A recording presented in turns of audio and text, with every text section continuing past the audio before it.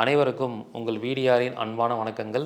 நாம் இந்த சீரீஸில் ராகுகேது மையப்புள்ளியில் லாக்கான கிரகங்கள், பாவங்கள், ராசி எப்படிப்பட்ட விளைவுகளை ஏற்படுத்தும், அதுக்கு பரிகாரம் என்னங்கிறத சூட்சமமாக பார்த்துக்கிட்டு இருக்கோம். பொதுவாக 10ஆம் பாவம் ராகுகேது மையப்புள்ளியில் லாக் ஆயிருச்சு அல்லது மகர ராசி லாக் ஆகிருக்கு அப்படின்னா அவங்க பேரில் சொந்த தொழில் பண்ணக்கூடாது. மாமியார் உறவில் விரிசல் ஏற்படக்கூடிய சூழல் ஏற்படும். அப்போ மாமியார் உறவை விட்டு கொஞ்சம் பிரிஞ்சிருக்கணும்.